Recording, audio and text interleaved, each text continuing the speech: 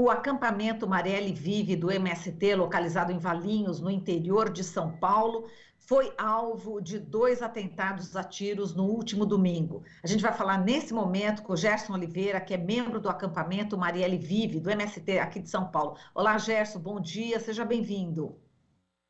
Bom dia a todos os ouvintes da Rádio Brasil Atual. Um prazer estar aqui conversando com vocês. Prazer é o nosso, Gerson. Bom, a gente quer saber com detalhes, Gerson, como é que aconteceu esse atentado.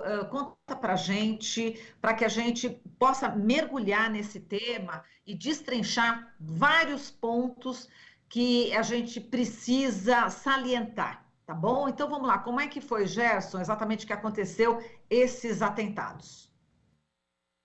Bom, muito bem, a gente foi surpreendido, né, porque nos últimos meses a situação parecia estar tranquila, né, a gente inclusive estabelecemos um diálogo aí com a prefeitura da cidade para discutir a regularização, desapropriação da área em que se encontra o Marielle, mas na madrugada do domingo, né, de sábado para domingo, por volta das 3h20 da madrugada, passou um carro estilo cross, né, semi-luxo, várias vezes na frente do acampamento, e uma das vezes ele parou em frente à portaria do acampamento e começou a desferir tiros, né, para o alto, mas na direção da portaria do acampamento, né, e as pessoas se jogaram no chão, alguns, né, tentaram se esconder nesse momento de pânico, e o carro em seguida saiu acelerado na direção da cidade de Valinhos, e foi possível verificar antes de começar os tiros que ele estava com a placa coberta, né? As pessoas que viram, né? Porque quando para um carro em frente à portaria, as pessoas vão em direção à porteira para verificar se é um morador, se é alguém da comunidade, e pedir para se identificar para a possível entrada no acampamento, né? Então foi possível verificar que era um homem branco, cabelo curto, assim, quase careca, e portando barba, né? E forte, assim. Então, parecia estar sozinho, porque no banco do passageiro não tinha ninguém, não sabemos se a parte de trás haveria alguém. E então nós fizemos já na madrugada, né? Acionamos aí a polícia para vir até o local. Não conseguimos sucesso na madrugada, mas pela manhã soltamos uma nota denunciando esse ocorrido. Em menos de 24 horas depois, na noite já do domingo, por volta de umas 7h30, novamente um carro, numa outra parte do acampamento, passou atirando em 2 momentos, né? Numa extremidade e depois chegando novamente próximo à portaria, um outro tiro. Nós recolhemos as cápsulas desses projéteis, mas nessa segunda tentativa nós não conseguimos verificar mais detalhes sobre o carro e a pessoa, porque já estava muito difícil a visualização. Exato. Aí, nesse primeiro ataque, estavam pessoas ali na portaria, que você falou que as pessoas se agacharam, né? Elas já estavam por ali, existem pessoas que ficam ali na portaria, geralmente, para poder ter essa ideia de que quem entra, quem sai? Sim, exatamente. A gente se organiza, né, para fazer a defesa, né, a segurança do território. Então, são grupos, né, de famílias que se revezam em períodos aí com turnos, né?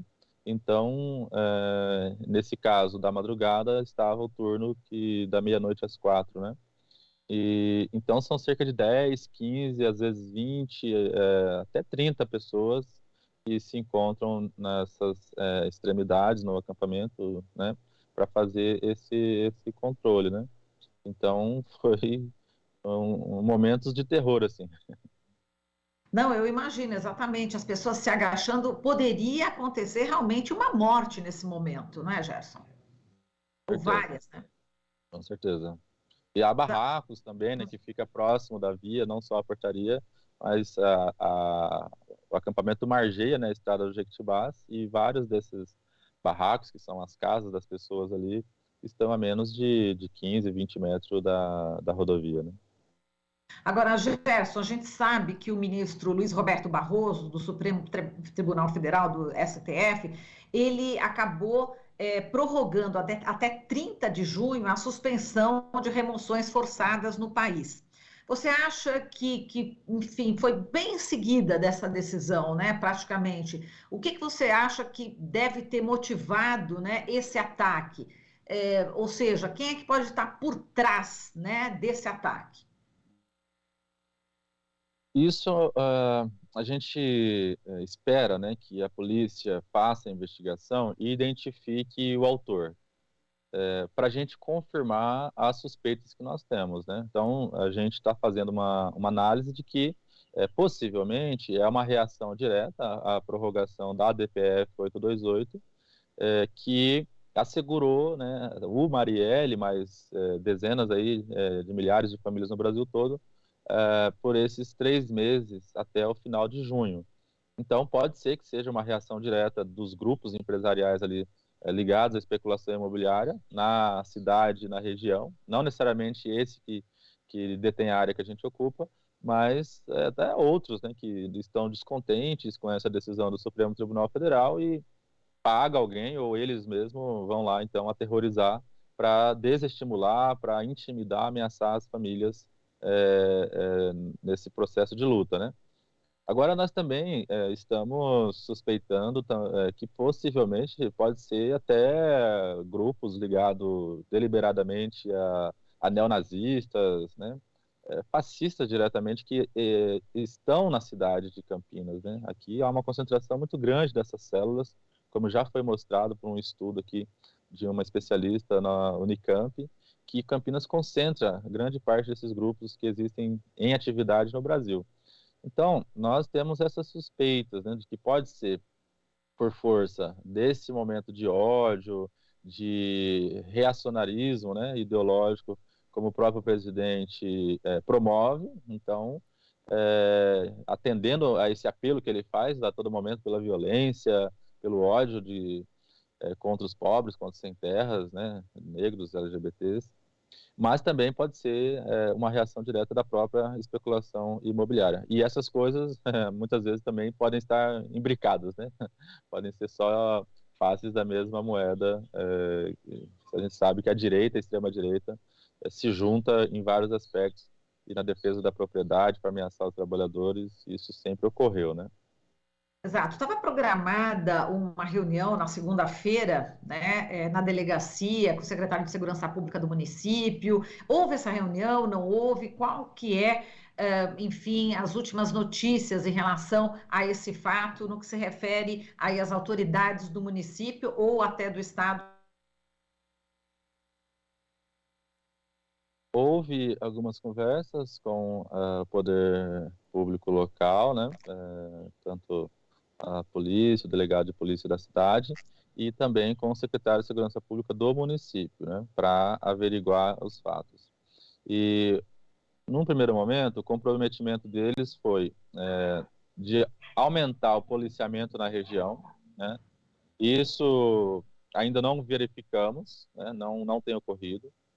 Segundo, as crianças, no dia seguinte, na segunda-feira, elas estavam muito amedrontadas, né? As mães, os pais, de enviá-las para a escola. Então, a gente pediu também que uma viatura da guarda pudesse acompanhar esse deslocamento, né? Elas embarcarem no ônibus e irem até a escola. Então, a gente também cobrou que tivesse uma viatura para fazer essa escolta, porque nós não sabemos as intenções de quem está atirando e qual que é o objetivo, né? E terceiro, para averiguar o mais rápido possível, né? Então, essa via, ela é bem, vamos dizer assim, abastecida de câmeras de monitoramento em várias partes, em vários trechos, né? Tem radares também.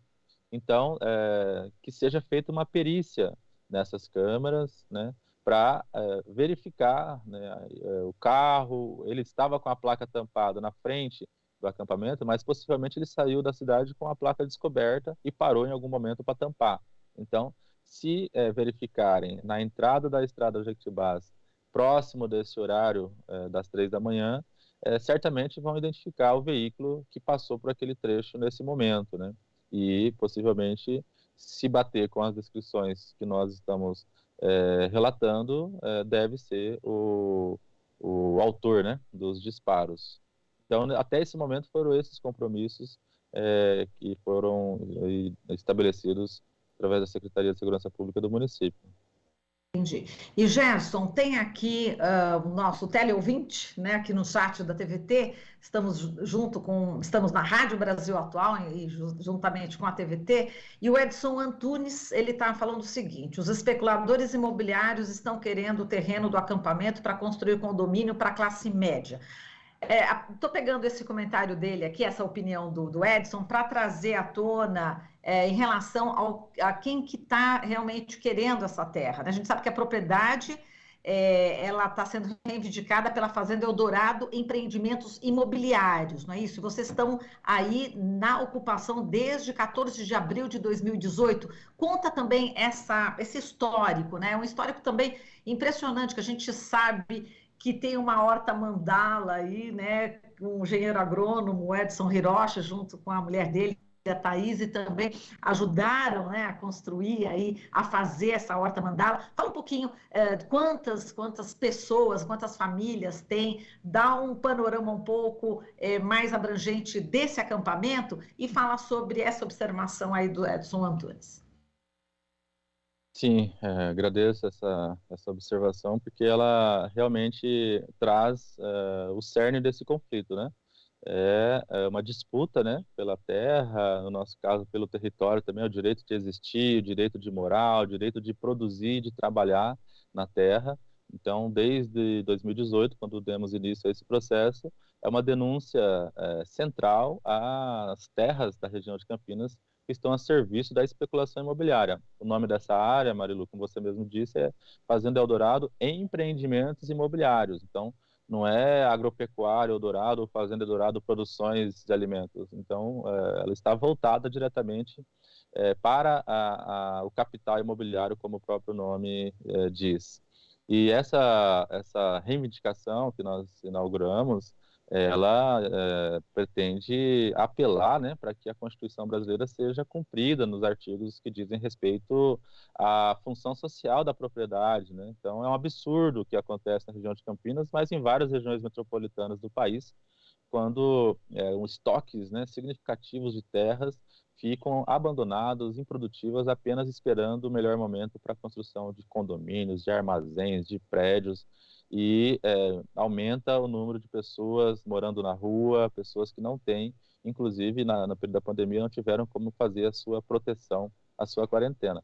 Então, o Marielle é uma comunidade hoje organizada com 450 famílias, mais de 150 crianças, e a gente conseguiu, ao longo desses 4 anos, estabelecer condições, vamos dizer assim, muito próximas, né, das ideais de vida para pessoas que vinham de um cenário de precarização, de abandono, de desalento, né, do desemprego que já crescia, estava muito alto já no final de 2017, né?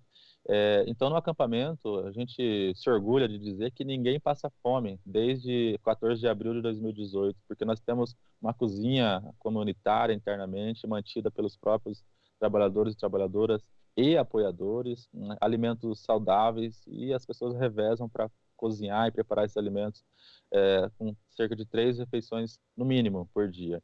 E empregar, né, dar possibilidades, construir possibilidades de trabalho e geração de renda. A Horta Mandala, ela é um exemplo, né? Cerca de 7 mil metros quadrados, com uma diversidade impressionante. E isso a gente tinha um campo de futebol no passado, que servia ali para algumas coisas, mas a gente falou, é um espaço que a gente pode fazer um projeto modelo, um projeto piloto. E o Hiroshi e a Thaís, eles foram assim, pioneiros, né, primeiro em convencer a gente de que ali poderia virar uma horta, né? Porque para nós aquilo era um solo compactado, com muito difícil, e o Hiroshi falou, dá certo, né? E na época ele inclusive entrou em contato com a Ana Primavera, a querida professora agrônoma, defensora da agroecologia, e ela deu algumas pistas, né, para a gente começar a mexer nessa terra, né? Então, nós fizemos um processo muito interessante de aula mesmo, de formação das pessoas ao longo desse processo, né? Tanto com o Hiroshi, com outras pessoas envolvidas, mas aprendendo a transformar simplesmente terra em solo. Eu acho que esse é o resumo da horta, gente. Terra, ela é areia, é terra, né? Mas solo, ele é matéria viva, né? Matéria orgânica, e isso a gente foi fazendo para a horta acontecer. Então, existem outras experiências na área da saúde, da educação de jovens e adultos, de atividades com as crianças, né? Então, é muito bonito, assim, a gente pensar o antes e o depois, o que nós conseguimos fazer nessa terra abandonada, essa terra tomada ali pelo capim. Simplesmente hoje você tem uma diversidade de frutíferas, de leguminosas, de tubérculos, de folhosas, de árvores nativas que a gente planta, já plantamos mais de 5.000 só naquele território. Então, se você pegar até pela imagem aérea e fazer esse acompanhamento do antes e depois, é visível as transformações que vêm sendo feitas por essas famílias. E o foco é aumentar a produção e oferta de água, inclusive para o município, que é uma região importante de abastecimento, e essas 5.000 árvores que nós já plantamos, elas certamente vão contribuir para aumentar a produção de água para o município de Valinhos. E, bom, a gente sabe que o acampamento Marielle Vive é conhecido internacionalmente, né? Aqui, só para a gente fechar, né? Depois a gente vai se despedir de uma forma diferente, né, Gerson? O linguista e filósofo norte-americano Noam Chomsky, o historiador indiano Vijay Prashad também declararam apoio ao acampamento. Já no ano passado, quando estava ali, a Thaís me falou, olha, parece que vão querer fazer a reintegração de posse, ela sempre está me avisando. E aí eles mandaram essas cartas, né? É muito importante esse apoio, né, desses intelectuais mundialmente reconhecidos, né? Certamente, são pessoas que falam para o mundo, né? E têm uma abrangência muito grande pela própria trajetória, mas pela contribuição para a humanidade, e a gente fica bastante lisonjeado de ter pessoas como essa apoiando essa comunidade, essa luta.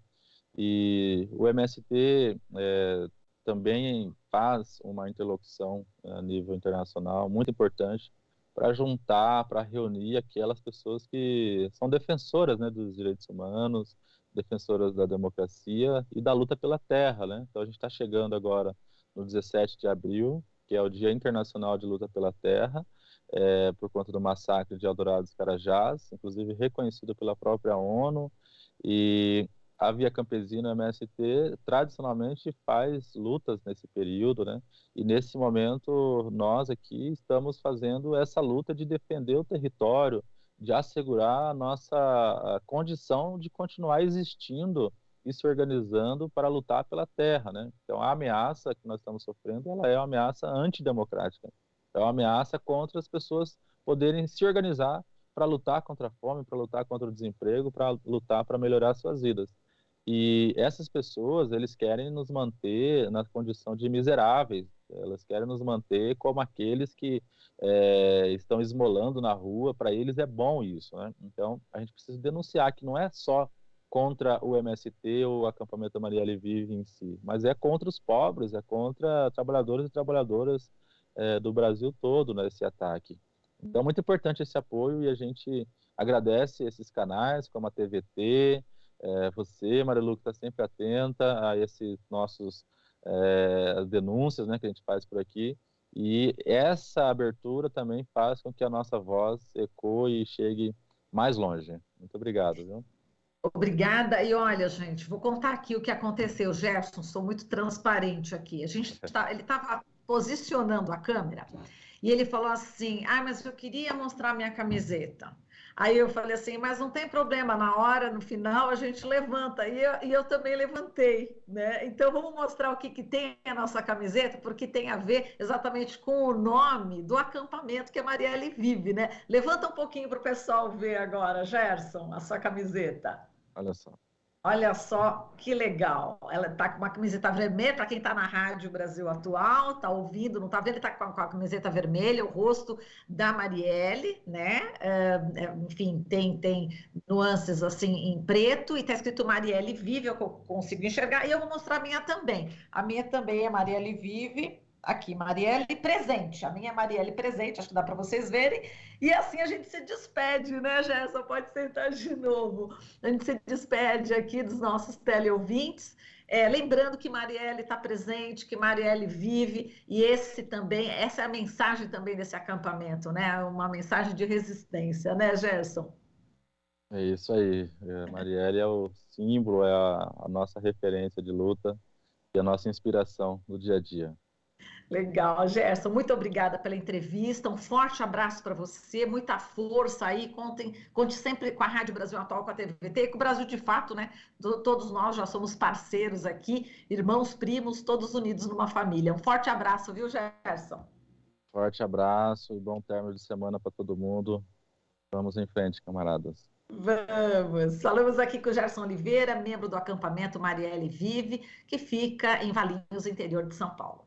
Você está ouvindo Jornal Brasil Atual. As notícias que os outros não dão.